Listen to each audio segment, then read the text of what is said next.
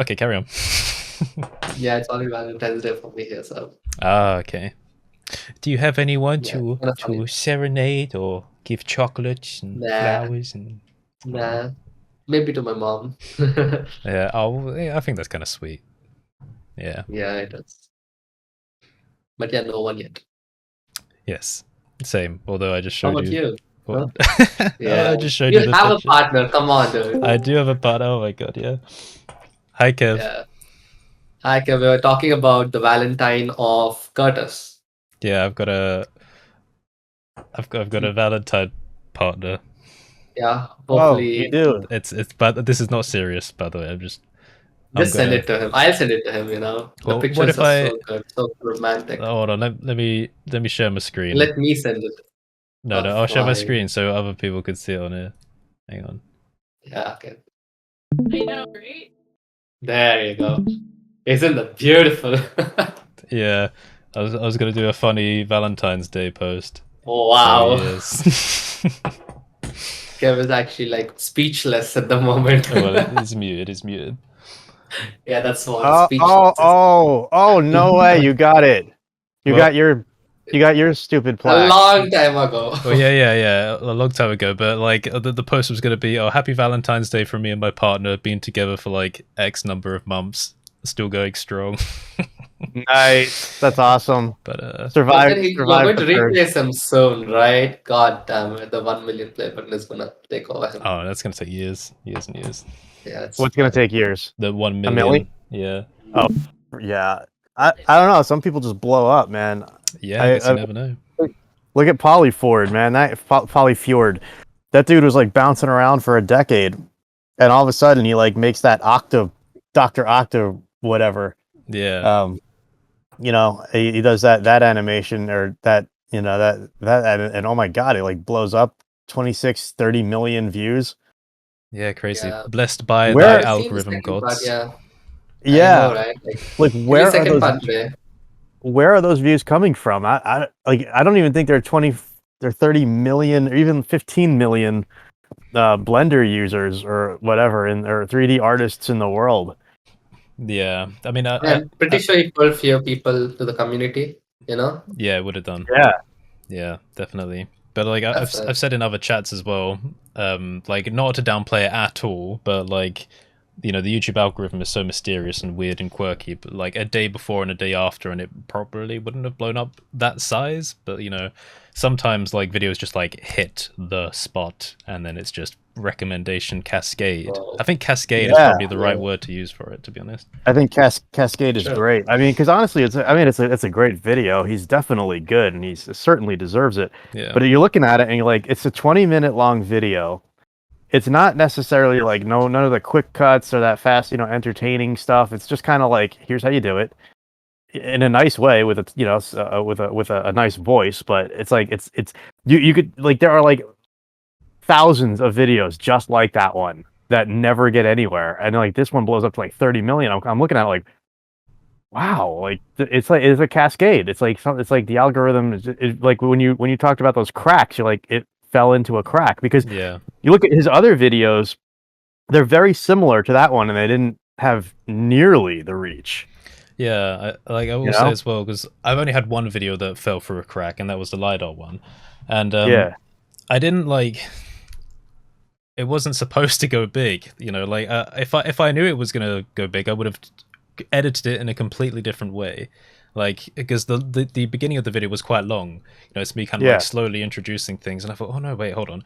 If I'd actually like edited it in a much more audience retention optimized way, then I think that would have kind of helped the cascade a bit, and we would have ended up with a few million instead because the retention would have been longer, like after falling through the crack. But because it didn't, like the average watch time is like really short. It's like 1 minute something.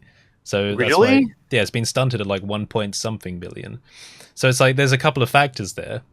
If you fall through the crack, you're really lucky. Like if that didn't happen, like I said, like a day before or a day afterwards, that video probably would have just ended on like 4,000 views, I think. But Yeah. it just hit on that day at the right time. But I hadn't like kind of optimized it for that. Like or I wasn't like helping it in any way. So, you know, it had its time, you know, it died off. But I feel like it's like a magnifier property, if you want to call it that way. If you've got like good editing and the content's well prepared, and you hit that kind of algorithmic crack, if you want to call it that, then I think those two things together can make an explosion of like, you know, views. So yes, yeah, I think you're right. And it's so weird because your video still got over 1 million views, and you say you have like a 1 minute retention on that, which is what, like a 30% maybe. Yeah, actually, maybe I'll go and check that and see what it's like now. Because anything north of like 60% seems to do really well. Yeah. Yeah. It does make a lot of difference when you're editing videos. Like you can, I understand when the audience clicks off of them. Like, because when I'm watching it back, I think, oh, I've spoken for a little bit too long now. Like, I would get a bit bored. So that's why I just started like throwing my face cam around the screen and doing random stuff like that.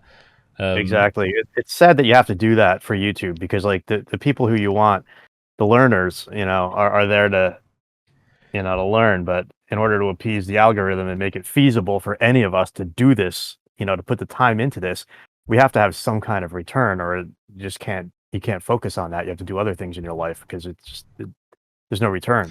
Yeah. So you got to have some kind of incentive to do it. And, you know, it's, you know, do you want to just be entertaining out there, or do you want to like teach? Like, it's so, you know, if you just want to teach, YouTube isn't really, I don't know. Yeah, you're gonna get buried. You're gonna get buried. That's like on my second channel, I did a video like giving advice to people that want to make Blender tutorials, and one of the things I said was, you know, there's a couple of narrative types for video content that, you know, we talk about, which is the I did this and you can do this, like the storytelling and like the educational tutorials. Like I consider those like two different types of categories. One of them is more educationally viable, which is the regular tutorials, but not so good for like the wider YouTube interest. And the other is the opposite way around, where it's much more better for like the wider interest, but not as educationally valuable. And everyone's got to make a choice of like how far on which or the other do they want to be. And I also talked about cultures, because the YouTube culture is very, well, it's different from the Blender culture, right? YouTube and Blender, but it's a Venn diagram of overlap, and that's where we sit, right? Correct. Yeah. And we're sitting in the middle, and like it's like a constant flux, isn't it? Because you're kind of making videos, you're like, oh, this one maybe, you know, people might find a bit more useful over in the Blender space, but oh, this one I want to, you know, I want to make it more interesting, more entertaining for people, so we go over to the YouTube space a bit more. And it's like, okay, well, where do you fundamentally want to sit? Like, do you want to be like right in the equilibrium, if you want to call it that, or do you want to be known in the Blender community by producing things that are very valuable for that culture, or producing things that are very valuable for the YouTube culture, which I guess would be more Daniel Craft, you know, type thing? And he's doing it so well, like, you know, it's fantastic. Yeah, he just latched on. I mean, he experimented for a while and found what worked, and it works for him. I mean, Minecraft is huge, so if you find a way to just edge yourself into Minecraft, or, you know, any of that, it's just wow. But yeah, I got the updated stat. It's 1 minute 44, so it says 20.1% for the average view duration. Wow, and it's still over 1 million, well over 1 million views. Yeah, so you can see the graph there. Oh wow, look at that. That's a sharp fall off, and a ride down to the bottom toward the end of the video too. And it still did really well. Yeah, so for people that don't know, for people that haven't done YouTube, having a sharp drop at the beginning is usually like, it's a very normal thing, but that's 90% quite of mine get that, yeah, that's quite a steep curve though. That's like a yeah. So a lot of mine get that. So it's just So is that a good thing? No, it's not, because that means people are falling off. They're looking at your video and going, I don't want to watch this. Onto Minecraft or Cat. A certain amount of it's unavoidable. Mr. Beast, yeah. Because usually you see the drop, and there's always going to be a drop at the beginning, because people click on, or they might go, oh, I didn't really want to watch that, or they click on and then they skim through the video and then leave, because I do that anyway for like the videos I watch. I'm like, I've got too much to do, I don't have time to watch, you know, the entire video, so you just like skim and go. So there's always going to be a certain amount of that, but I think, you know, it depends how quickly it plateaus. Like, that's your kind of indication of how good the retention is. Because like, if it goes down and then like almost immediately kind of flattens out, and then you get that kind of smooth but bumpy line all the way down, then I think you're good. But if it's doing what it's doing there, where it's going whoa like a roller coaster and then smoothing out, it's like, oh yeah. But obviously it wasn't supposed to blow up, you know. It was a video for like, I don't know, what was it, like a 60,000 sub Blender specific audience. So Yeah, at the time it was Yeah. like you had about 60,000 subs, and it was just so it was. I mean, I thought it was a great video. Honestly, I was like, wow, I want to upgrade my phone now and start scanning stuff. I thought it was great, but yeah, just it had the reach, but it also did cross out of the Blender thing because people want to. I mean, there's lots of other software users out there that want to do it. Plus, there's people making assets and so on and so forth. I think now probably this push to NFT might have boosted Polyfjord's video because I think people want to make there's such a worldwide rush to get in do this NFT stuff.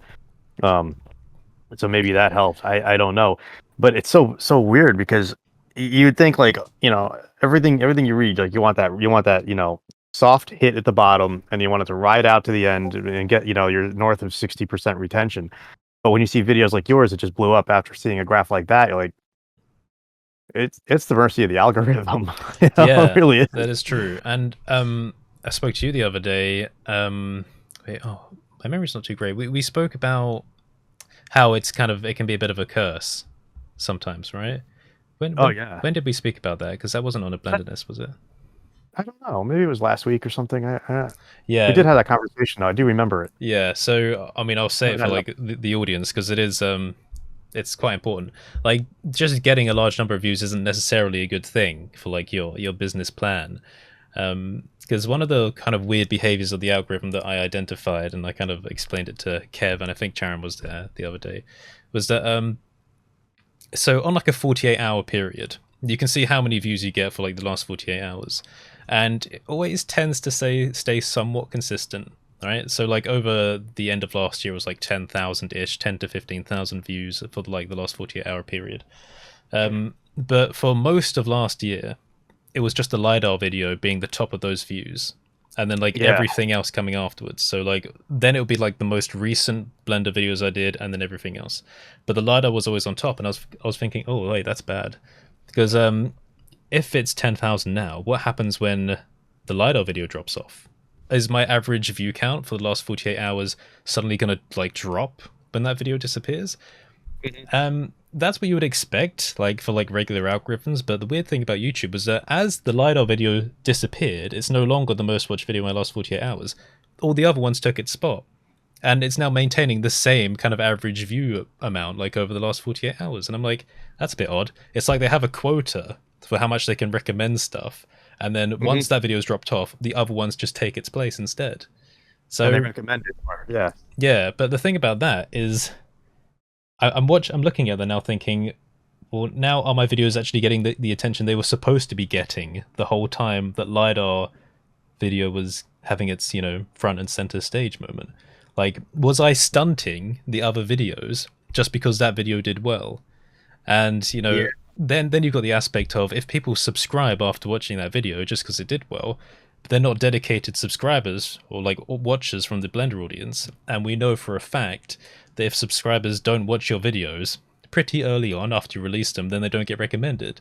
So in those two regards, it can be a curse. So it's not necessarily a good thing.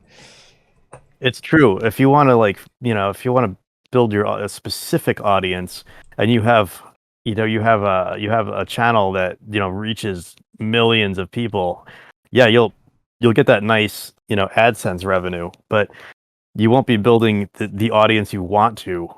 And if you're trying to build a business around that, you could pick up a whole lot of window shoppers at the expense of attracting the people that you really want in your sphere. Yeah. So it's kind of a catch-22, right? Because you want your channel to blow up, so the return is there. So you make more videos, and YouTube feeds you more, response, and you feel better about the whole thing of doing it. But at the same time, you got to watch like what your goals are. And I had, Daniel comes on here once in a while, but I had that conversation with him, and he's, he knows it too. It's just like, what are your goals for your audience? Why are you doing YouTube? What are you out there doing? And you kind of want to stick to that as much as you can, because like you said, you can get side railed, and it could have the curse effect where you end up not meeting your own goals and expectations because that other video that appeals to a much wider audience is eating your bandwidth, so to speak. Yeah, that's true. Then I remember feeling like really anxious after that Lidl video started doing well, because I was like, oh god, anything I put out next, like I'm gonna be kind of scrutinizing it a lot more, because like I wasn't used to having like that many views. So I was like, well, are people expecting something good again, like new people or whatever? And I can't remember, was it the somewhat controversial art from hate comments video?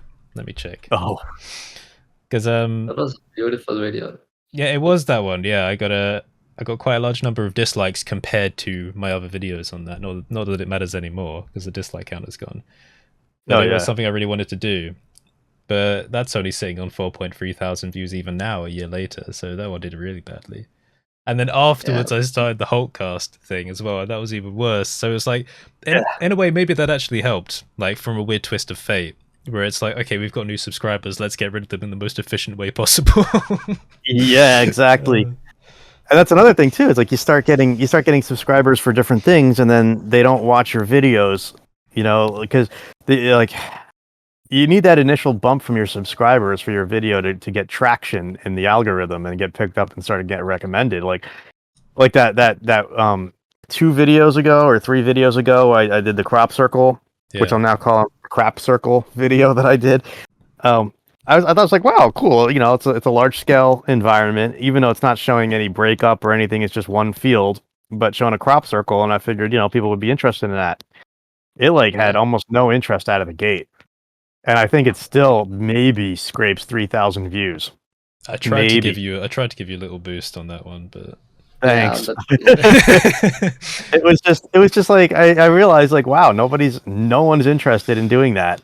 And all right, so that's fun. But then I did the underwater video, and it went further. And then I did the last one I did was the cloud one, the dark mark, and that one.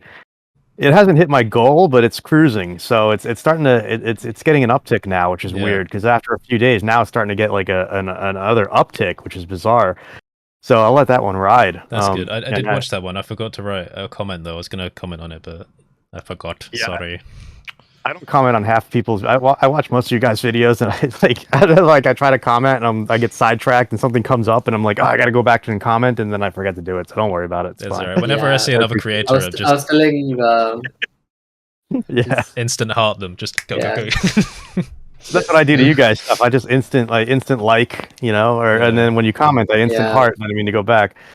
But and for your guys' stuff, I'll watch it to the end just to help in the algorithm. Man. Yeah. This makes me feel like, a lot of people actually feel math boring, but you actually put really nice comments, which makes me happy.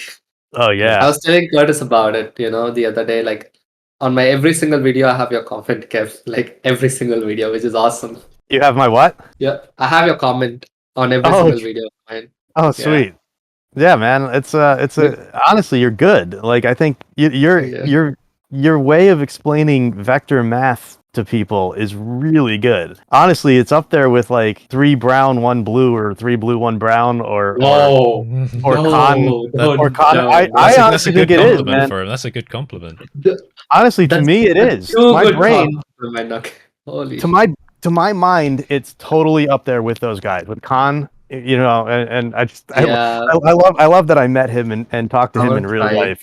He's a really cool guy, but Con is great, and I think your stuff was up there. When I told you that, like when I first saw that first video you made, and I was just like, whoa, this dude just took an algorithm that was like that I need like the Rosetta Stone to translate, and put it into Blender and made art with it and showed me how to do that. And I'm like, and like something just clicked. It was like Curtis with your coding video, which I've watched probably like 5 or 6 times already, all the way through. It's a great refresher for me, because I stopped coding I was coding in Unity, like over a decade ago, and I hadn't touched coding in almost a decade, and I'd forgotten more than I'd ever known. So when I watched your video, I was like, oh yeah, I totally remember that, and like it kicked back, and I Nice. can I can start coding again, which is beautiful because it was like it explained it in a way that was so accessible to, at least to my mind, and I would say if it's accessible to me, it's probably accessible to thousands of others out there. Because I was not good at math all through school. I gotten good at math after. I got the confidence when I went for my master's degree, and I got like a 4.0 in master's level statistics, and I was like, hey, I could do math. What's wrong? What was wrong with me my whole life? But that was when I was 25. But anyway, so you go on, and I think those two videos have such amazing potential, and the way that you both use it, and the way you both explain it and you illustrate it is just it's the way math and coding should be taught in schools. I love We- how we'd Kev be- Kev manages to Yeah. compliment both of us just like at the same Both time. of us at the He's same just, time. He's just such a Yeah, nice it's like- person, isn't he? I tried. know. Kev, Kev is the I kind mean, of he person that doesn't basically- want anyone to be left out. If like, I bet if you're at a party, Yeah. Kev, I bet you try and get like you make sure everyone.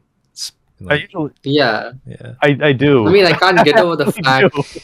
Yeah, I can't get over the fact that you actually compared me to Grant Sanderson. Like he's my actual idol. Okay, like I love him so much. Three Yeah, Blue he's One Brown. great. When you say stuff like this, it just makes me feel.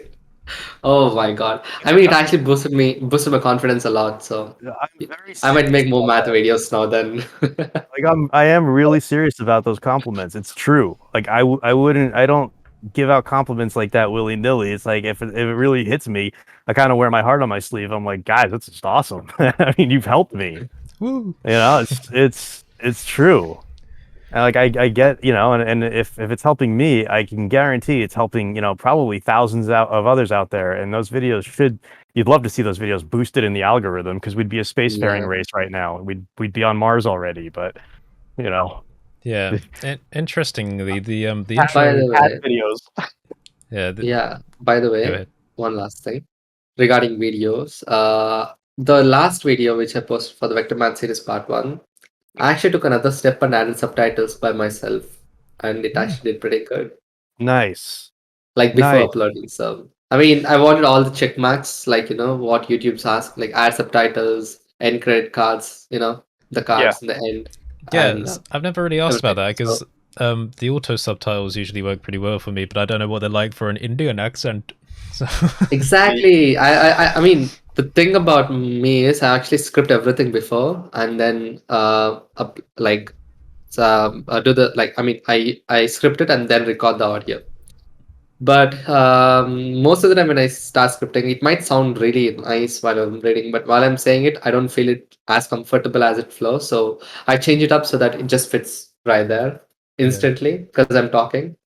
And Yeah. I can't put the same thing there because I changed it. So I'll do the auto sync, and sometimes it won't recognize it, and then I'll just change it right there. Yeah, Because, I would like try to do it in Spanish, and like half of Spain computers will be blowing up because I get it wrong. yeah. yeah. My I mean, accent, that's my because American people. accent would ruin it all. Yo, Yeah. hablo español. No hablo español. It's true that but I think it's smart enough to pick up most accents. So if I mean, you speak really, really tight English, so I think it would. I think you may have just a little bit of tweaking, if that. I think it'll pick it up. Yeah. I have no trouble understanding you at all when you speak English, so I think it'd be fine. But just go in and make the adjustments. I mean, for me, like I sometimes when I'm speaking, I run some consonants together and things like that, and I notice if I try to do any of the subtitles, it always kind of blends together into a new word that makes absolutely no sense. So I have to go in and like fix it manually. But That is Yeah. So, I'll say something I've noticed as well is when I started doing the YouTube, I think I was much more of a perfectionist for little mistakes like that because I didn't want to Yeah. look stupid.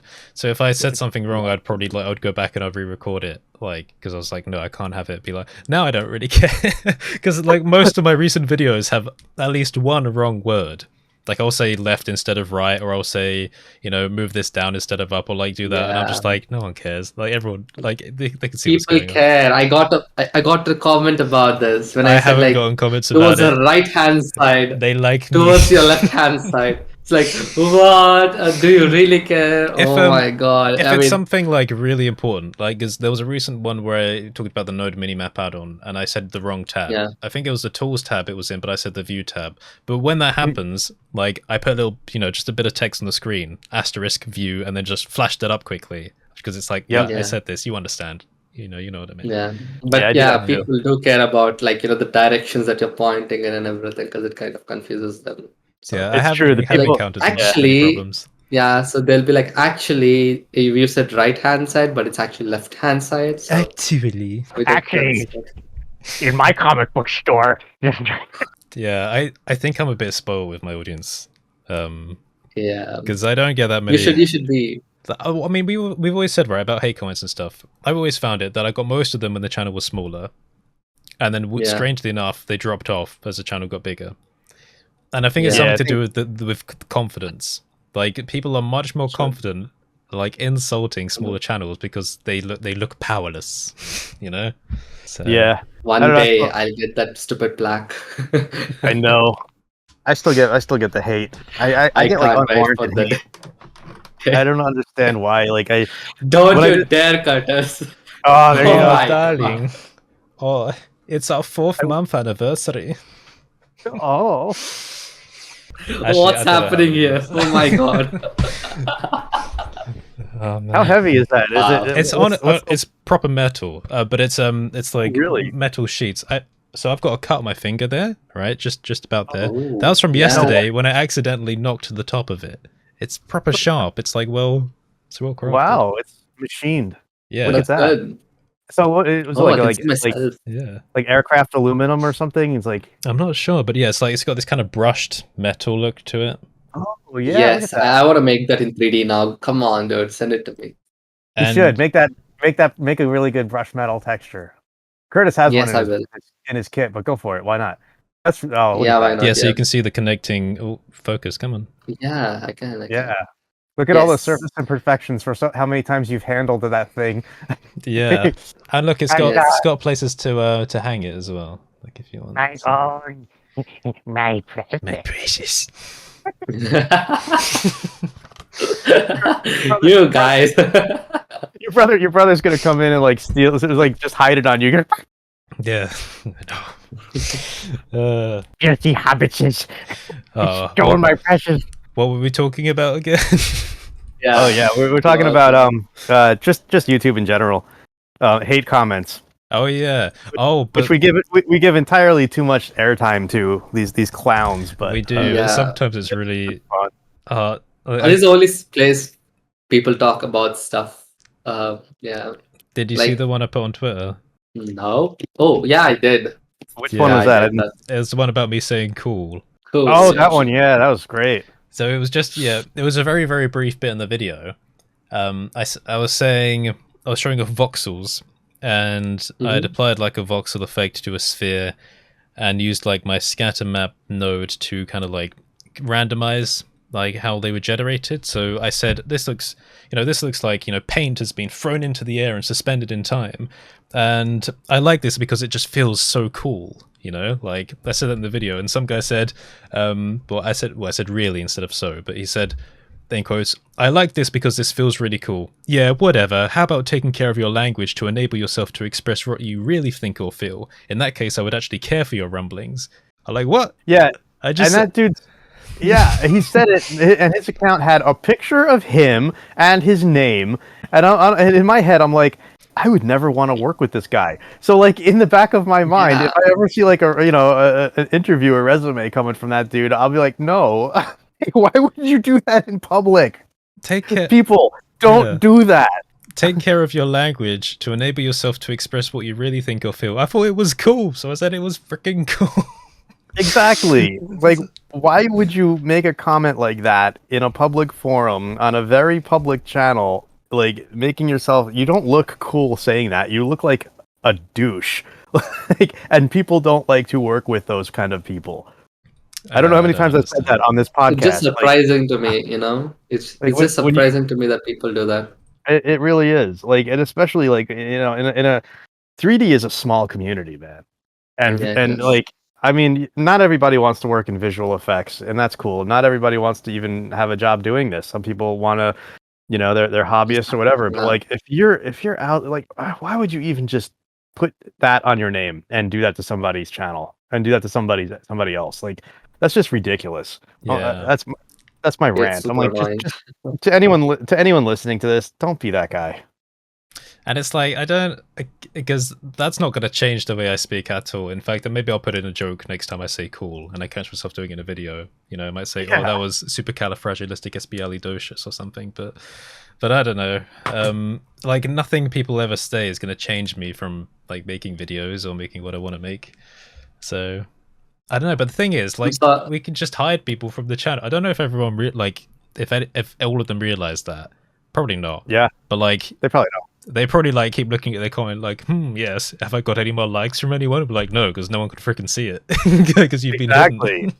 You've been hidden. I have hid probably close to 80 people in the tenure of my channel because I'm just like, I don't care. I'm like, yeah, it's cool if somebody puts a hate comment and then it triggers other people to come in and defend you. I'll leave that stuff up because it's like it's engagement. It's engagement. But but the first time I see somebody like that person's comment, they're hidden from the channel. That's it. They're gone. I don't care.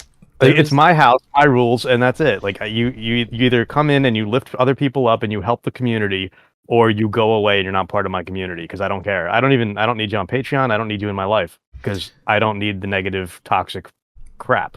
If you want to, the world is full of that. We don't need more of it. If you don't want to let a comment be and you don't want to hide it, there is one thing I've seen other creators do, which is when they get a hate comment, they give it like the proper like the YouTuber like, so it's risen up in the comments, and that way other people can see it, and it's like a way of just like, hey, you guys go get him. I have seen people do that, and I have had people come in and jump on people for being like, for attacking me. One was like in the Matrix video. I was like, someone came on like, those of us who do this right, we don't get any credit. We don't.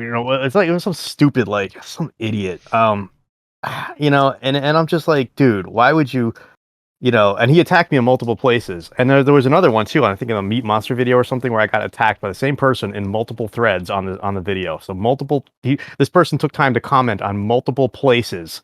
Multiple comments on the video, and I'm like, you people have like brain damage. I'm like, seriously, like, just I don't know, something's wrong with you. Like, go get help, like professional help, because it was like, I mean, these comments were so hateful that it was like, this is ridiculous. Like, it was like, it almost became personal. It wasn't even about my work. It was like about me, and I'm like, what did I ever do to you? Like, I like that on one or two occasions I've put something in this server and gone, oh, this is a weird comment, and like you've come along and been like, oh yeah, that guy, I know that one. Yeah, he's exactly, yeah. And I'm like, all right, yeah, cool, thanks for the info. It's like we have like a little database of weirdos. We do. And I'm like, wow, like, are these people just that damaged that they feel like they have to do that to somebody else? Like, if you hate something, I watch stuff that I don't like. I watch channels of people that I'm just like, wow, what are you doing? But I don't comment on it. I'm not like, I just ignore it. And I'm like, all right, whatever. You do you. I'm cool with that, And you just hope that at some point somebody will figure it out and be like, all right, I'll do better. That's cool. Or if something really irks me and I feel the need to comment, I'll do it in the most positive way that I'm trying to be constructive and helpful. I'm not trying to be a jerk about it. Like, people learn, man. I mean, just because somebody's a jerk today doesn't mean they're a jerk tomorrow. But like, when you viciously attack someone in a public forum, especially like someone you don't know personally, it's like, what else are you? Do you like beat your dog? Like, do you kick your cat? Like, who are you? Yeah. Well, you never know, do you? Some people are a bit weird. Notice how you're recording. Yeah. Why? You want to say something that you can't say on the recording? Do you kick your dog? No one kicks their dog here. We all love dogs so much. No, we are dog lovers. We're animal lovers. I've never heard. I fuel Charon's like positivity with pictures of Penny and like You know? I love that dog. She's so cute. Yeah, it's a bit she's a bit lethargic today because we went away for the weekend and we gave her to our grandparents to look after, and I think Yeah. she's just really worn out because like they had like the cousins go over there as well, and she probably didn't sleep a lot, so she's just back today. Oh, She's just no. like just like all down and like so Like, I'm back. yeah. I'm back with my people, and they're not going to want to play all the time. I can rest. Yeah. So, well, I hope she hasn't like picked up a random bug from like their garden or something, but you know, she's Oh, probably just yeah. really tired. But Probably tired. yeah, like I get Yeah. down to a level and she's just like, she kind of gives like a bit of a sheepish look. She would roll over a bit. Was she I don't know excited why. at least? Like when you guys came? Yeah, she was kind of excited, and she randomly perks up when interesting things happen. Like when my mum opens the back door, she's like, "Oh, garden!" Like, and then she'll get up and like I had an Amazon delivery for I got a new one of these SteelSeries mats because my last Ooh, one, look at that. Ooh. yeah, my last one, the light ended Oh. up dying off, and I got lots of kind of food on it, so I just got a new one. And when that turned up, she's like, like you know, so she randomly like spikes back up. So I think she's not ill, which is good. No, probably You not. know, tail still wagging, all of Yeah. them. So I'll keep an eye on her. Dogs are pretty resilient anyway, Yeah. especially younger ones. So she's probably be fine. Watch her for a few Yeah. days. If she's still lethargic after a few days, then it might be something, but most likely not. Yeah, I watch her like Yeah. a hawk. I didn't realize By the way, how close I'd get to by it. the way, I think I should sleep now. Head is a little paining. I don't know why. Um, I slept really less last night. Yeah, I was working and I slept late and I woke up fast. Wow. And I didn't sleep at all in the afternoon. So What yeah, time is it there? cool. It's just 2 a.m. Yeah, and it's kind Yeah. of not my. yeah. I stayed up. I generally sleep at 3. Yeah. I stayed but up yeah. till that time last night because I got stuck watching Star Trek Discovery. I was finishing off the second season. And I was really liking it. It was fun. Wow. Good. I started watching But- The Crown because Curtis was The suggesting me Crown. to start watch it. Yeah. Yeah. Yeah, my Like, wife this was watched the that. first She really episode. liked it. The things Yeah. kick off on the second episode, so Okay, yeah. second episode. I mean, you know the history already, right? Before you start watching The Crown. Vaguely, I had a very, very, very vague kind of understanding, but like So I have a doubt again. Okay, I mean I don't know how this works. you have a so question, not a do doubt. the yeah, it's a question. Yeah, I should get used to this one too. Uh, so the royal family knows about the show too, right? Yeah. And they're fine with it. Like, Well, yeah, everything. they're not really supposed to give opinions about anything. So Oh, wow. I mean, there's been wow. like rumors that that someone in the royal family's watched it and wasn't impressed or whatever, but like they don't say specifically who, or I think it's just like general rumors. But yeah, Yeah, they will only just just say something like that. but in yeah, the I mean, air. you wait until you get to the later, the most recent season when they have Princess Diana, because Oh Yeah, no, it's I a bit more controversial. yeah, that was pretty sad too. I Okay. remember when that all went down. Mm. That was really sad. I mean, so are they like putting out the actual family's perspective, or else are they putting out like what No, might it's have not. happened? So it's a mix between what did happen and what's a bit more sensational for a Netflix show. Okay. So Yeah. you know, there's been like conversations, and then people come out and say, "Oh no, it really didn't happen like that," you know, or "Oh, they weren't really that aggressive," or you know, it's just the usual thing for a show. It's made to be more interesting than reality. Yeah. but I do then think again, it's they would more say like, that. it's up to you. I mean, Yeah. like it's like take it or leave it sort of thing, Yeah. right? Like they'll get the free press if it's controversial, which is good for a Netflix show. But there Yeah. are one thing that is interesting, which I think would be interesting for you, is that they have a certain number of episodes which are based on very important historical events and like perspectives of like the crown and the prime minister and stuff like that as they happen. Mhm. So, you know, stuff like that big old smog that killed lots of people in Aberfan and the Okay. Falklands War and stuff like that. So, yes. Yeah. Yeah. That's when like everyone fell as sick or something. Oh, the The smog. yeah. Yeah. I remember that one. Yeah. I studied And, studied somewhere. the Falklands, that was just such a flashpoint. I'm just like, wow, they're fighting over these islands that are so far south, but no, it's strategic. Yeah, interesting Yeah. thing about Yeah. that. I will say I watched a documentary once about the Vulcan bombers and how difficult it was for them to do something at that range. Anyway, I gotta go now. I'll see you guys later. All right, bye, See ya. Sharon. Bye. Bye, See ya. Ken. All right, take care. I was just gonna say quickly that I watched a documentary about it, and there was a point where they said that there was a problem with one of the bombers, and they needed to stop at Ascension Island and like get a kind of replacement part.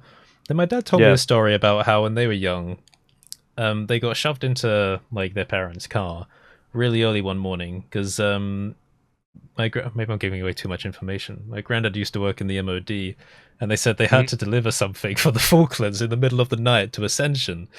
Oh wow. It's not from an MOD base to Ascension for the Falklands. So I don't know, maybe it was that. I can't remember what it was, but yeah, It might have been. Yeah, it totally might have been, man. but they were like, I don't know, we were just kids at the time. We were just thrown into the car and we just had to go for it. But yeah, weird. Yeah, so you were like, that was you would have been around for that. We were around. It was even worse, and we might be going into it again. Where we lived under the threat of nuclear war, and I have a feeling because I'm like at the end of Generation X, so I'm kind of like Xennial, I guess. And I remember growing up in the 1980s and the Cold War, and it was just we were just like under this constant, not like our parents were. With nuclear war with Cuba, with the Cuban Missile Crisis, but like we had that Cold War mentality. So I think that's why Generation X is a little bit skewed, kind of like bizarre generation. But it was just so bizarre that these world events will actually, they affect you on a personal level because it does filter down to everyday life. So you seeing that with the Falklands, us living through the the threat of nuclear devastation, and this generation coming up now who basically had Afghanistan and Iraq and his endless wars in the Middle East, but that never really hit us at home unless you knew somebody in the military, one of your family or your friends, or you yourself were in the military and went over there. It didn't really affect us much here. So 9/11 did, but after that it was just bizarre. But yeah, I mean. Yeah, it could have been. So watching these historical dramas and realizing, wow, that actually was what happened. And, you realize, remembering when you were a kid, and you're like, oh yeah. Yeah, that's weird. What's interesting about 9/11 is I think I vaguely remember it happening, but my memory isn't correct because it's so long back and your brain's really good at kind of crossing memories over. I remember my mum crying. And I asked what happened, and she just said something really bad's happened. And that's all she said. But what I remember is her kind of like, kind of laying on her bed watching the TV. But in that memory, it's the modern day layout of the bedroom, like kind of where their bed is now. And I'm like, no, that's impossible because they weren't even in that bedroom. So it's like, so it's kind of weird and mixed up. But I remember her saying that, So, yeah, weird. But it's obviously because it was so long. I was really young at that point. So I was actually 25 when that happened. So I was like, just I was roughly your age. I remember it really well, man. Like yesterday. The freakiest thing is how much time has gone by since then. And if I remember, if I think about 9/11, I'm right back there. Like no time has passed, and I still it's freaky. Like I can still remember exactly what I was doing when I got the when I got the the notification that something went down in New York, and I was right there. I mean, I was like, what was I, like 20 miles away from downtown Manhattan, Lower Manhattan. So I could see the smoke. It was crazy. But yeah, it's but when you watch these, you watch TV now and you watch this stuff, and it hits these memories, and you realize like, wow, it's you actually lived through it, and then the older you get, the more of that happens, and it's really weird.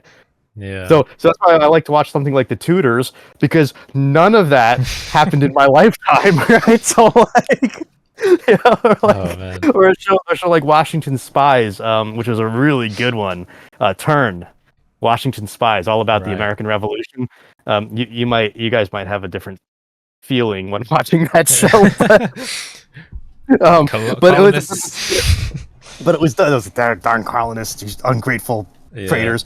But it was a really well done show. I mean, incredible show. And the thing I like most too is that it showed some of the British as really good people. They weren't made out to be the enemy, but it wasn't. Like it was more gray area than anything.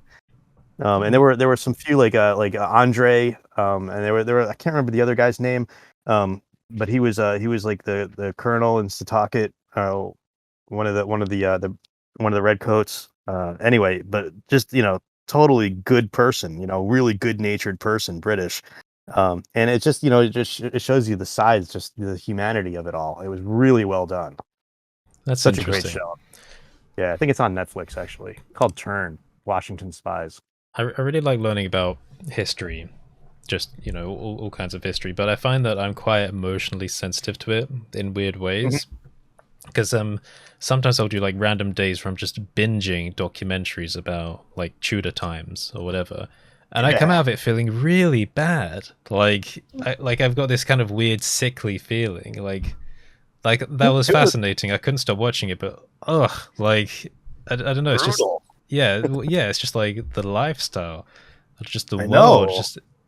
But it really spiked up recently, where it's probably just a really weird combination of events. We went to the Mary Rose Museum, and the Mary Rose is a ship that sank in the Solent, I think, by Portsmouth. I don't know if it's Portsmouth or a different coastal city in the UK, but they poured it all up, and it's only part of a ship because anything that was above like the kind of sediment is just completely gone. But there's so much in there, and then it was like one of Henry VIII's flagships, and dead bodies, pristine, like it's just preserved under the sediment. Yeah. Whoa. And it's crazy, and you're walking around. The museum is almost shaped like a boat, but it was dark, and I had been listening to like some kind of really dark, surreal, ethereal kind of like, I'm not going to say satanic-ish, but it had that kind of vibe, music beforehand. And like you go in there, and it's like this really kind of dark environment. And then you've got like skulls of like the cook and stuff, and they've kind of like done reconstructions, and you can see like all their dental problems. And like they got like all the medical equipment, like all the weird syringes and all the things they used to eat with that have like people that have carved their names in them, so like they understand who they were, and it's all like pristine. They've got like a huge cauldron, and like they've got the tiles around it, and there's like a dog print in it because when it was being made, and it's like it feels like you're there, like it feels like it really wasn't that long ago. Then you walk out through one section, and all of a sudden you've got like the part of the ship in open air, like kind of next to you. Obviously you can't reach it, and I've got like submechanophobia anyway, which is like a fear of man-made structures underwater. So combining all of these things, that weird, there was like a weird sickly feeling from like this hyper real kind of Tudory type thing, this odd music, and like this weird phobia. I was like, oh my god, what the hell is this? So I don't know, it's just really odd. It took me a while to get over that. I came out of that like, oh god, please show me something modern. Like, let me listen to techno and, where's the McDonald's? So, I kind of had that feeling when I went into the Reagan Museum here in Simi Valley in LA. And you go into the Cold War room, and it gives you that freaky, like, how close we were to nuclear war, and things that freaked me out as a kid. I probably shouldn't have watched the movie the day after back then, because that was horrid. But what a I mean, it's crazy when that stuff, or when you realize you have these latent fears that you never even realize. Like when I was in Sagrada Familia in Barcelona, I love saying that. I love saying it. Been practicing. When I was in the way I'll do it in Catalan, I'll say Barcelona. And I'd gotten pretty far up, and I mean, I had like done stupid, crazy stuff. We talked about that. I'd like bungee jumped and jumped off cliffs, and just stupid, crazy martial arts stuff. But when I was up in the Sagrada Familia, I got like this, like I broke out in sweats, like I was sweating, and I was feeling like I have to get down. I'm trying to climb the spiral. It was like claustrophobia mixed with vertigo. And I never felt that before in anything. I mean, like I said, I jumped off cliffs. I never, and somehow just the closeness, because as you go up the spirals in Sagrada Familia, it gets tighter and tighter, and I really wanted to hit the top because it's like 200 feet up or something, and you could see like all of Barcelona around. And I got out on one of the parapets halfway up, or maybe 3/4 of the way up, and I was fine. But that last little bit, and I kept thinking, like, what if there's an earthquake? This is made of stone, and like all these thoughts hit me at the same time, and I'm like, I have to go down, and I felt nauseous. So as I was descending, the nausea was going away, and all the feeling was going away. By the time I hit the ground, I was fine. I had never felt that. I'd never felt it again, and I had never felt it before. But it was the most bizarre thing, and it was just like vertigo mixed with claustrophobia. It was the weirdest thing. And like I said, I had been in like submarines. I'd been down like submarines underwater. I had been in like really tight confined spaces. It never hits me. To this day, it never hits me. I can crawl in confined spaces and be fine, but that was just the most bizarre thing ever. Yeah, I suppose maybe if like your brain's kind of tricked into feeling like you don't know if you've got a way out, then it might be like a kind of fight or flight type thing turning on, you know? I think it was, man. I think it was like the amygdala hijack. I think it really was. I think it was just a total fluke, flight or freeze response. Just parasympathetic nervous or sympathetic nervous system kicking in and just freaking me out. There's most bizarre thing. In St. Paul's Cathedral in London, they've got the Whispering Gallery, which is like you go all the way up, and it's called the Whispering Gallery because of the way it's kind of curved. Apparently, if you whisper, you can hear it on the other side of like basically of the massive dome. But I can't go near the edge of that. Now, people have like fallen off it and jumped off it and like died like several times, even some more recently. But like if you it's like it's fenced off, and you look down and you're looking down into like the middle of the cathedral, and it's freaking high, man. But I don't understand anyone that can get up to the edge, because like I feel like I'm wired properly in that sense, in the way that as soon as you start getting close, your brain's like, no. Yeah. No. When no. like like this is wrong. When the background doesn't move, yes. like, and something in your brain's going, I don't think we should get closer. Yeah, it's like when George Carlin talks about that fence effect. When you look through a fence and you're like, "Woo!" It's like, but it's like if you're seeing like if you're hearing stuff that's you're not, it's like sound. Your brain is saying sound doesn't work this way. Yeah, this is not normal, and it just starts messing with you. I was finding myself like pushing myself towards like the safe wall, like as we were kind of like walking around it, because like just to know that there's safety there. But anyway, there's safety. I found on my phone because I took a lot of pictures of like at the Mary Rose place. So they've got like almost full skeletons, and Jeez, I know look at that. it's a bit kind of bloomy, but I wanted to give you a sense of like the pristine nature of what was brought up. Have you ever seen something from like, what was it, the 16th century that's so intact as a full wicker basket? Yes, yeah, we've had them in the. We used to have displays in the Museum of American. What is it? The Natural History Museum in New York used to have a lot of these displays come through. Yeah, I think it's freaking crazy. Like, wow, because it's like it's in a shipwreck. It's been like under the water, and it's like wood, and you can see how it's all bound together.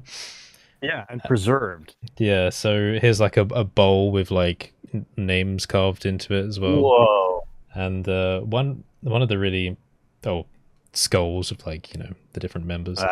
But one of the really impressive things is full cannons with like the king's kind of crest and seal like carved into them. Which apparently they had like no samples whatsoever of these beforehand. I think they weren't even sure if they existed or what they looked like. But you can see the Tudor rose.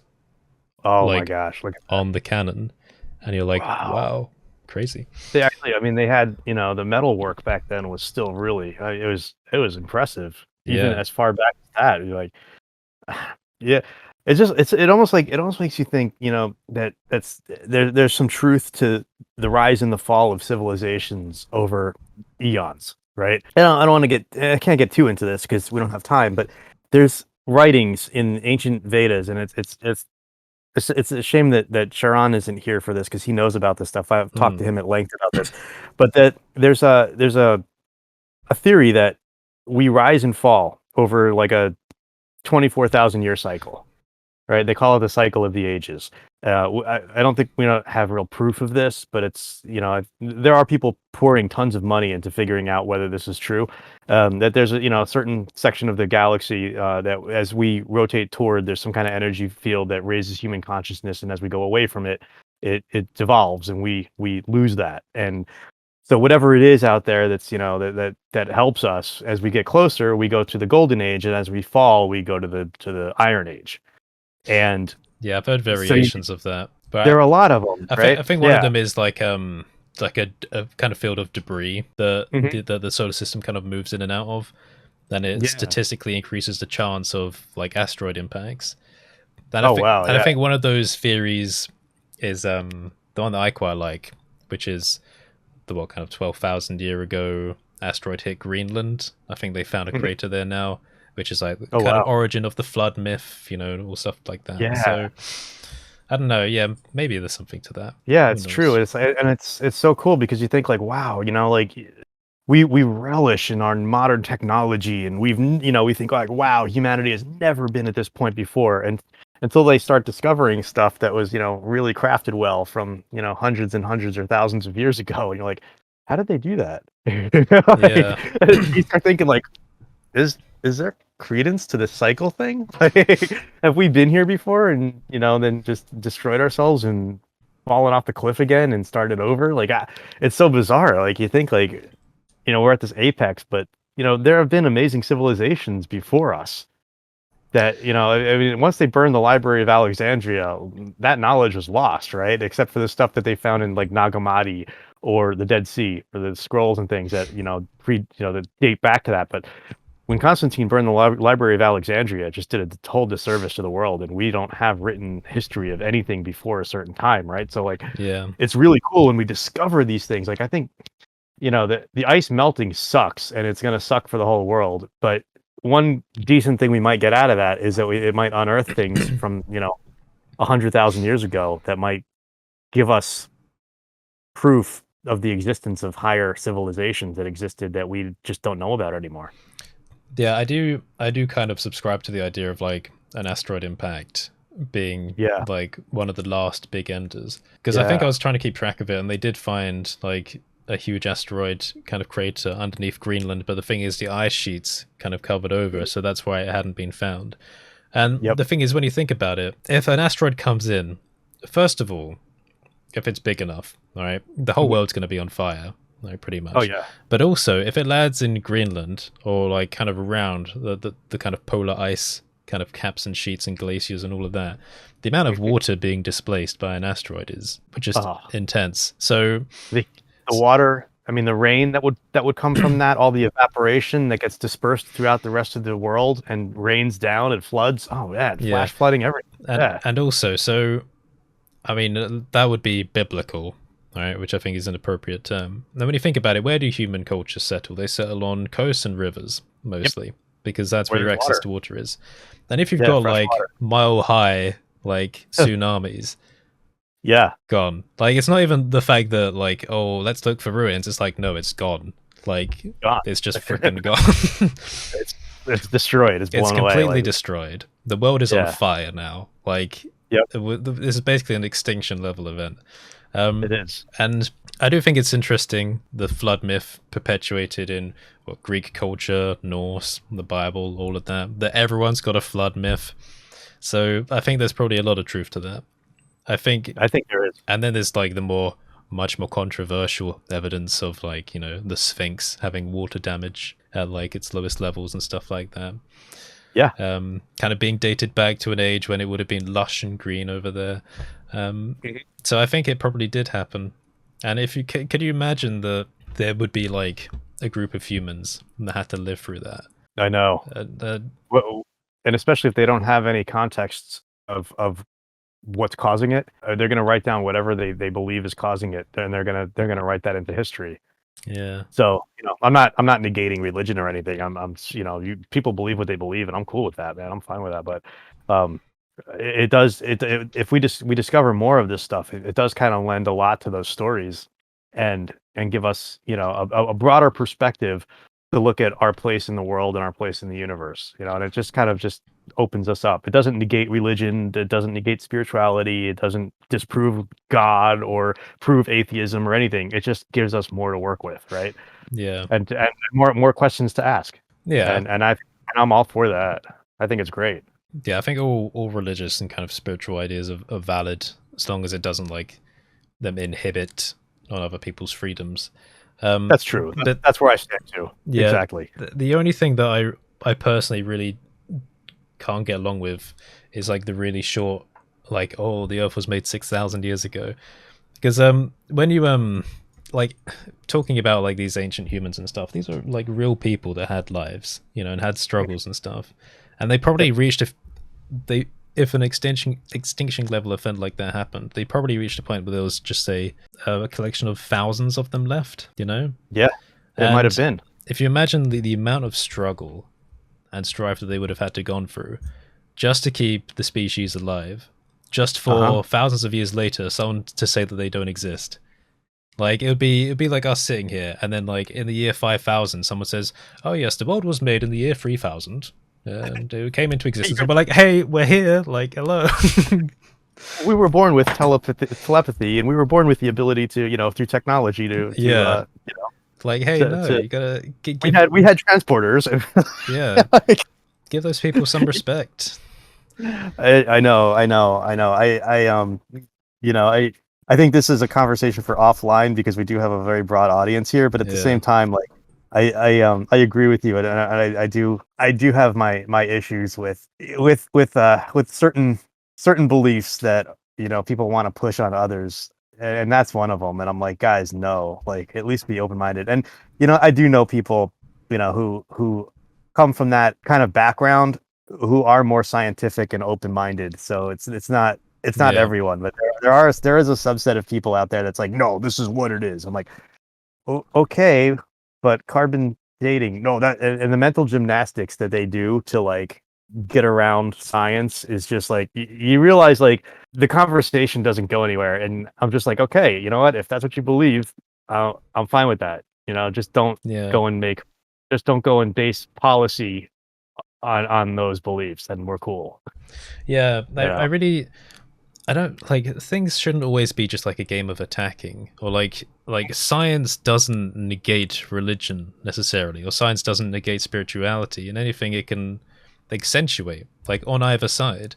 And I think that's something about like ancient Islam as well, like proficient science studies, like just like integrated into religion. It can be done, but like in the modern day, it's just like these two things are in conflict, and I think that's a bit of a weird idea.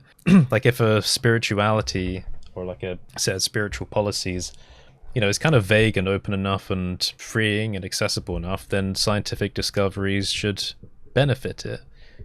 I think so. Like, absolutely. Like, if you say, well, okay, there's a god and they created the universe, and then you discover that there's alien life, then I don't think, you should say, oh, therefore God doesn't exist. It's be like, no, there may be a God, and they may be so grand in their designs that they have created many life forms throughout the universe. It's not It's not that all of a sudden, because it's not just humans, it suddenly means that there's no God. It means that, no, the scope of your religion has expanded by several magnitudes. It has, yeah. So and that enables you to ask bigger questions. Yeah.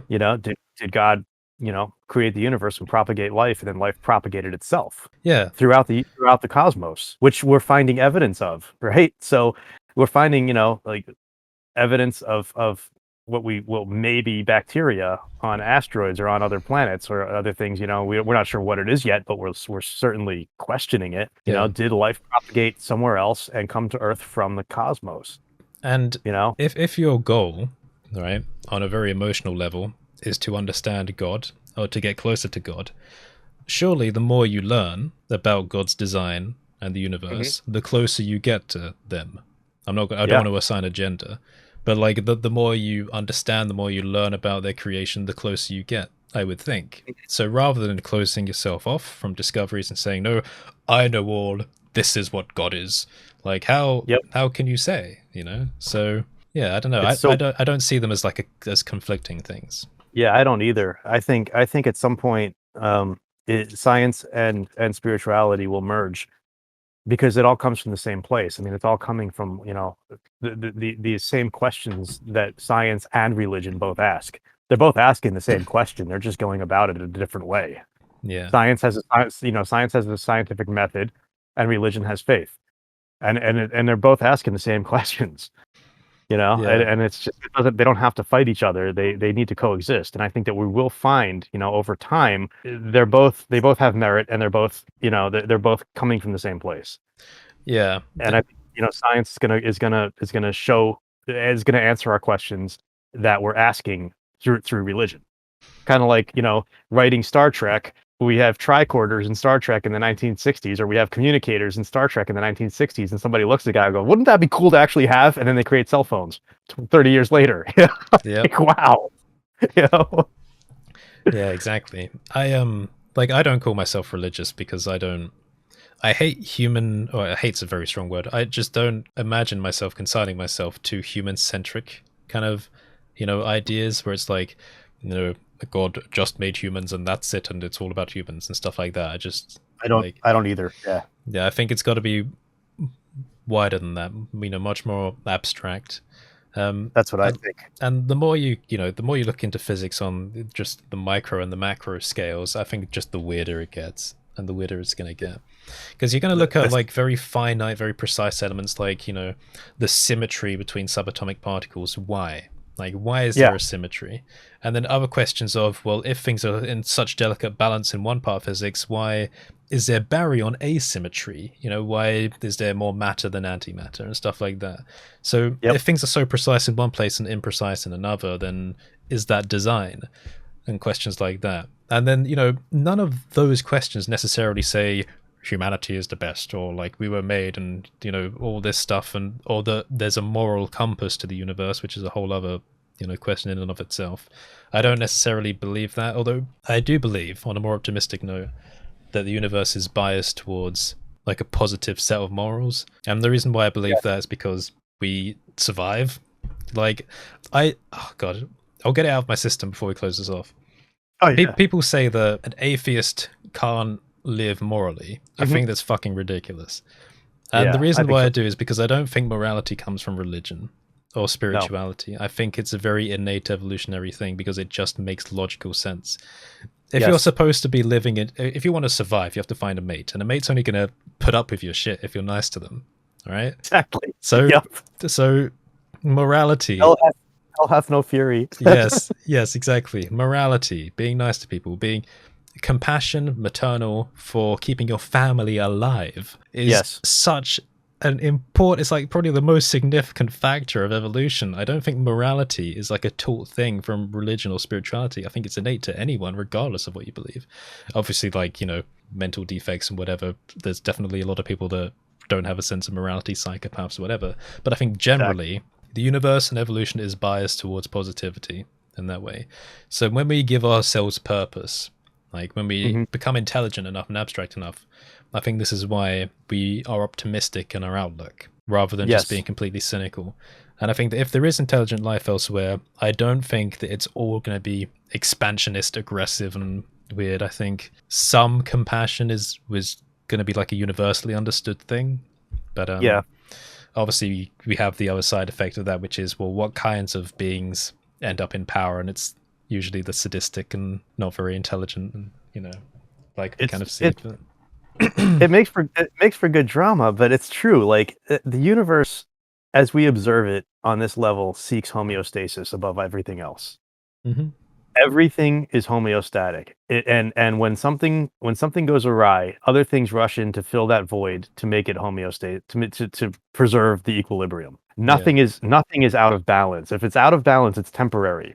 The universe always seeks to balance itself. I mean, this is physics. This is observable in physics, even at from the Planck scale all the way up to the to the grand universal scale. So I think that morality is tied to that homeostatic ethos that's through the universe, and humans are, if you look at Hermetic law, as above so below, as within so without, it's homeostatic. Yeah. Boys. Hi, Markom. So we are an amalgam of that. We are a microcosm in the larger macrocosm, but we exhibit. We basically are stuck in the physical realm, which the entire universe is. So we, as a species, also seek homeostasis. Our bodies are constantly fighting for homeostasis. Right? Yeah. When one thing goes wrong, it messes everything else up, and other things come in to compensate for that. You pull Yeah. out a muscle on one side of your body, the other side of your body works harder to compensate for that, right? So you're always seeking homeostasis. Water always seeks a level of ground, right? So I think that you can bring that into philosophy, and you look through that lens, and lots of other things start to fall into place, because the universe does seek homeostasis. Yeah. Well said. And also, Markom, you've come right in the middle of an existential chat just Yeah. before, because we weren't going to hang around for much longer. We've been going for like 1 hour, 12 minutes. Yeah, we're gonna wrap it up. But I'll throw in one more existential thing, because I'm never going to share it on any of my channels or anything. But I was thinking Sure. about alien life the other day again, and as many people do, like, oh, if it's out there, why haven't you seen it and stuff? And I don't know how it came about, but I started thinking about law systems, right? So, well, it's related to Star Trek, like a non-interference policy. Directive 1, yeah. Yeah. And this got me thinking. In our law system, it's not completely considerate of foresight, right? To a certain degree. If you can be, say, like, if someone plans to kill someone and they can prove that they're planning to kill someone, that they can get arrested, right? Yep. Now also consider the fact that everything you do in the world has a butterfly effect, to which, like, ad infinitum. If you move a stone somewhere, it's going to change, like, into eternity. If you nudge someone on the street, maybe they take a different turning down a road, maybe they don't meet the love of their life, maybe they don't have a family, maybe that family doesn't have like 1 million descendants and stuff like that. The butterfly effect, yeah. Yeah, our law system can't see too far in effect. But what if a species became so intelligent, so able to predict every action that they did, that they would be able to predict like millions of years into the future, where by interacting with someone, they kill off an entire timeline of humans. With, like, just the simple act of interacting with them does it. Or maybe it creates a different timeline of humans because maybe that person goes and meets someone else instead. Like, think about it that way. If you're like a hyper advanced alien species and just the simple act of interacting with someone kills off, like, genocidally murders off an entire future, like, generational tree, even if it creates another one, you don't have the right to make that choice. So Exactly. how can you interact with them? So that got me thinking, what if there is a species out there that's working on a law system like that, where they can't interact because they don't have the right to make that choice? So If you are that advanced, then you probably would come across something like that. You can project pretty far out and realize, AI can be very predictive. And if you take a species that's been evolving for 1 million years with technology like us, look how far we've come in a few hundred, even 100 years. Look how far we've come. Project that out to 1 million. Where a species moves past the point where they can destroy themselves, what kind of abilities would they have? if you completely What kind of understand understanding? physics, then you can Yeah. you can predict, assuming that it's somewhat deterministic. People make the complaint, or not the complaint, or the argument that quantum mechanics says that physics isn't necessarily deterministic, but I think that's still a misconception, because it's my belief that if you don't understand how behavior works, even on the quantum scale, you just haven't understood the law. I think it's still deterministic. It's just the reason why you don't know the outcome is because you haven't understood it yet. Just because you don't understand it doesn't mean suddenly the universe isn't deterministic. We can't observe things like that. I mean, we posit the idea of what's the word? It's escaping me. Entanglement, Yeah. right? Where two particles will meet and then forever be linked across space and time. And there's a law governing that. We just don't know what it is. Yeah. So quantum entanglement, we've observed it, but we can't replicate it. We don't know what it is. We don't know why, but it just doesn't. It just means that we haven't figured it out yet. Yeah. There's also that weird misconception about like what's it, the observation like paradox or whatever, or uncertainty principles. And I think people have a weird idea that Heisenberg, that's another reason why it can't be deterministic, because until it's observed. But I'm like, yeah, but you're literally part of the data set. You are part of the system.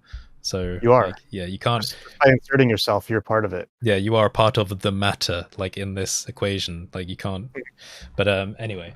The bosons. This is the Higgs boson particle. Like when it pops into existence, how does it figure out what it's going to become? Yeah. It Oh, doesn't. good It questions. doesn't yet until the observer, and until the observer hits it, then we know. But how do you observe it without observing?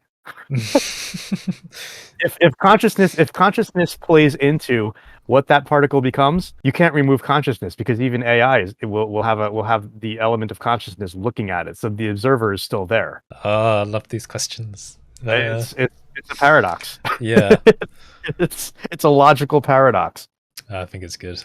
But Yeah. we're gonna have to close it off, which is kind of upsetting because I like these conversations. But I love them, and I like when Markom shows up. yeah, Markom, you could just be there to go. But Boom. but before we go, Markom, how have you been doing? What have you been getting up to? Your channel's growing. So I've just finished well, actually, I got to do a little bit more on the Infinity Challenge for Clint Punisher. Oh, right. I put that on Instagram, what it looks like, and I'm actually really happy. I'm planning for the Lights Camera action. So I've got my story down. I think we're talking about this maybe last week. So the story is guy comes home with a smart mirror. The theme is reflection. Guy comes home with a smart mirror, puts it up against the wall precariously, plugs it in, fancy lights come up and kind of like a heads up display comes up with all the news articles, blah, blah, blah, blah. It's all controlled via an app on his phone, and he finds like a picture section. So he starts selecting pictures, and he notices that the mirror is really clear. So he goes to touch the mirror and realizes he can go through the mirror, goes through the mirror. As he steps through, he trips a little bit. And then he kind of goes in and out 2 or 3 times. And then eventually he brings something back with him. And he's like, oh, maybe I'll find a picture of a bank vault. So he goes into the bank vault and he trips over again.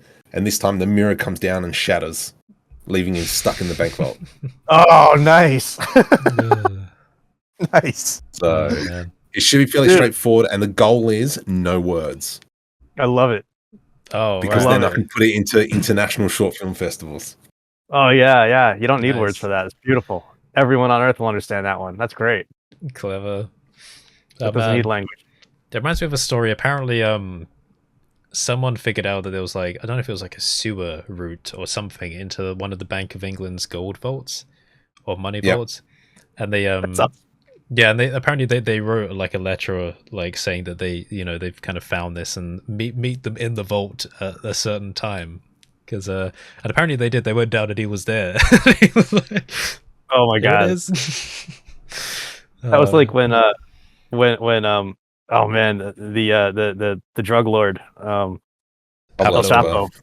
El Chapo, where they like were able to tunnel. They were able to tunnel directly under his cell. Like, what? Oh, I mean, precisely, like with a rail car and a motorcycle and everything, like tunneled under his cell. It's just amazing, man. yeah, weird.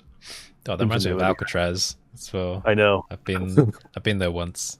That was interesting. Kind of freaky place. Like talking about like weird historical feelings again. I got a bit of a weird vibe from Alcatraz. Yeah, I'd seen it from the shoreline, but not from. I've never been out onto the island itself. Yeah, it's got that vibe to it. Like they haven't touched it too much, so you can kind of like feel yourself there. But anyway. Oh, I like what's on your bed. Yeah, he's like, I want one. I know we're both frothing at that thing. We're like, when do we get our stupid plaques? I know. Oh, that's gorgeous. You can see yourself in the reflection, Markom. It's a projection of the future. Yeah. Your future. Oh man. You're almost halfway there, man. You're almost halfway there. It's I was doing a comedy picture for tomorrow, Valentine's Day, and but is it Valentine's Day now for you? Yes. Oh wow. Yeah, I was doing a picture where it's me holding the flag and then me kissing the flag, and it's a happy Valentine's Day for me and my partner together for 4 months or something like that. That's awesome. So I'll see if I put that up. That's great. That's brilliant. All right, well, I better go back to work. Yeah, I should probably have my shower as well. So yeah, I'll talk to you later. Have fun. Be safe. chatting. Don't eat too much cheese. Yeah, great. One of these days I'll be back on video, so it'll happen. All right then. I say that. I hope you have this like giant beard.